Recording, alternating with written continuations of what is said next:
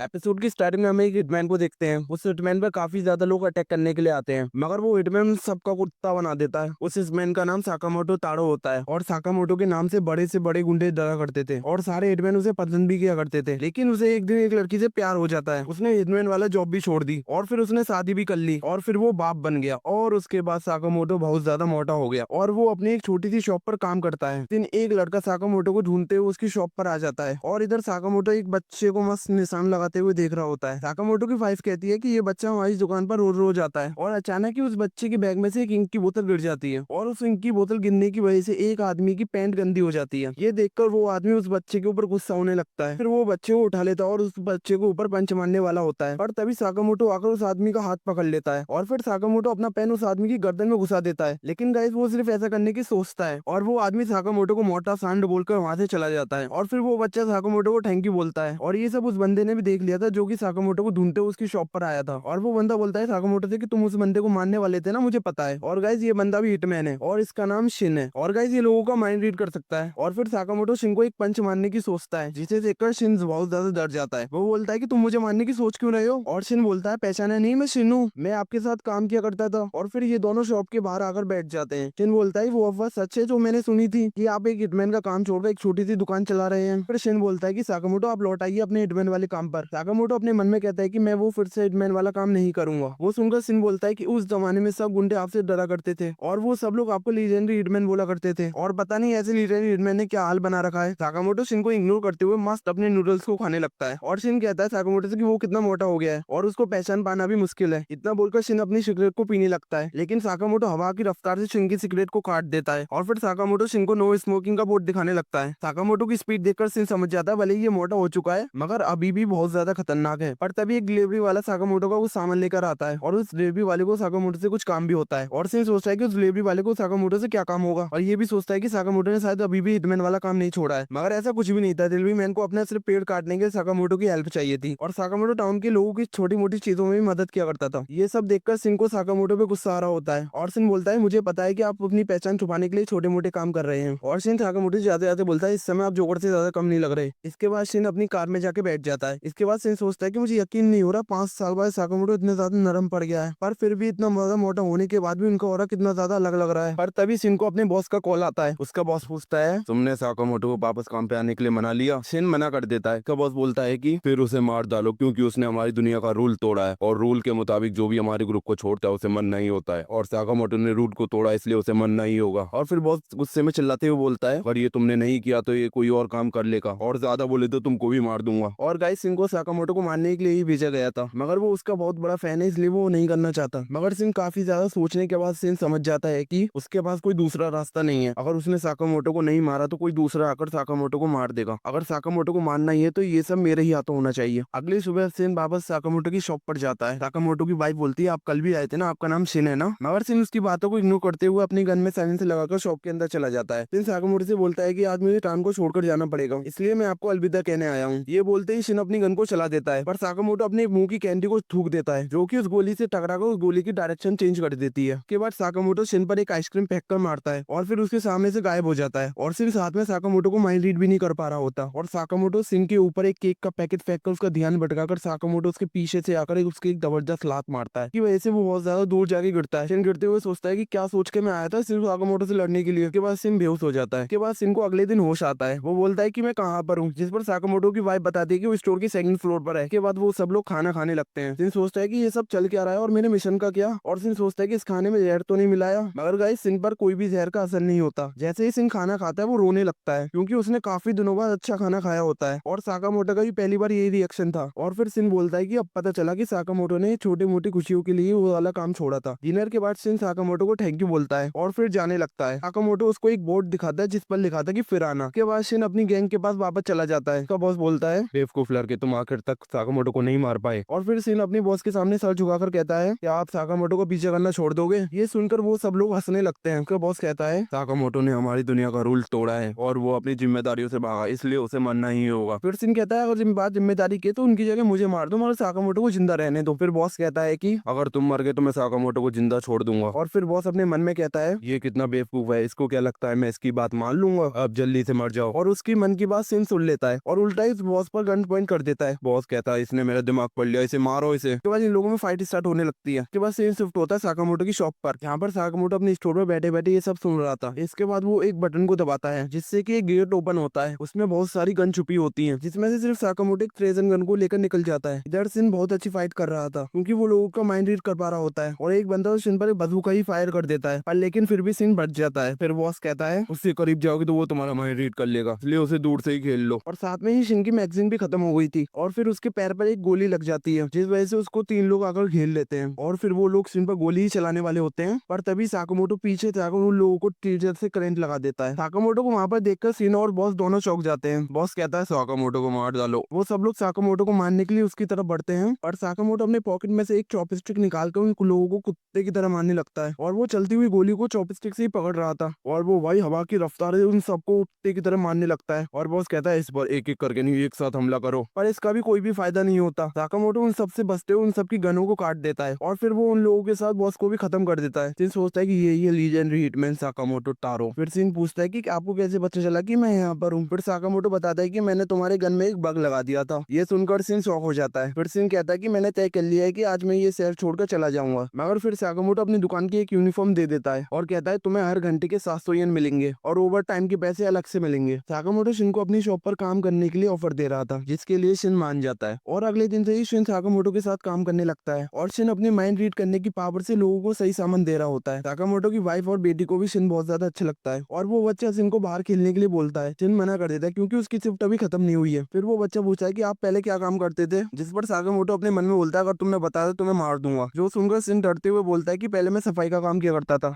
और गाइस इसी के साथ ये एपिसोड यहीं पर एंड होता है और एपिसोड पसंद आया तो like and share and subscribe जरूर कर दिएगा। मिलते हैं नेक्स्ट एपिसोड में।